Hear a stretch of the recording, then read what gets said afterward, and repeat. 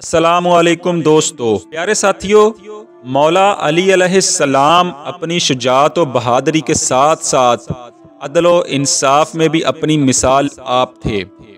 آپ رضی اللہ تعالی عنہ جب بھی کوئی فیصلہ فرماتے تو گویا علم و حکمت کے خزانے کھول دیتے۔ آج کی اس ویڈیو میں ایسا ہی ایک فیصلہ آپ کی خدمت میں پیش کیا جا رہا ہے۔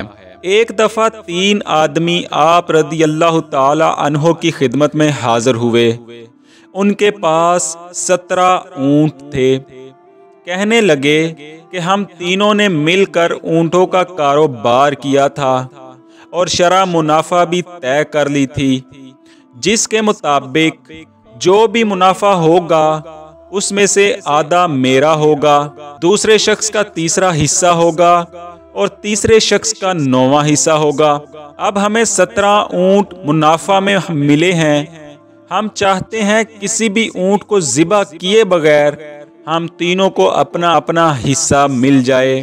شیر خدا مولا مشکل کشا رضی اللہ تعالی عنہ نے ہلکا سا تبسم فرمایا اور اپنے غلام قمبر کو حکم دیا کہ سب اونٹوں کو ایک قطار میں کھڑا کر کے اپنا ایک اونٹ بھی ان کے ساتھ کھڑا کر دو۔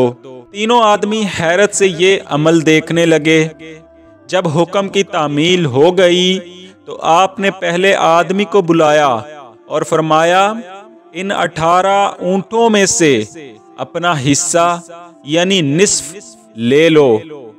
آدمی نے خوشی خوشی 9 اونٹ الگ کر لیے، باقی 9 اونٹ رہ گئے۔ آپ نے دوسرے آدمی کو بلایا اور کہا کہ اب تم ان 9 اونٹوں میں سے اپنا تیسرا حصہ الگ کر لو۔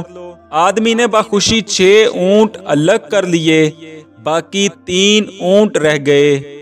آپ نے تیسرے شخص کو بلایا اور فرمایا، اب تم بھی ان 3 اونٹوں میں سے اپنا 9واں حصہ الگ کر لو۔ تیسرے شخص نے بخوشی 2 اونٹ الگ کیے، باقی 1 رہ گیا، اور 1 اونٹ وہی اونٹ ہے جو آپ رضی اللہ تعالی عنہ نے اپنے غلام قمبر سے منگوایا تھا۔ تو آپ رضی اللہ تعالی عنہ نے اپنے غلام قمبر کو حکم دیا کہ اسے واپس لے جاؤ۔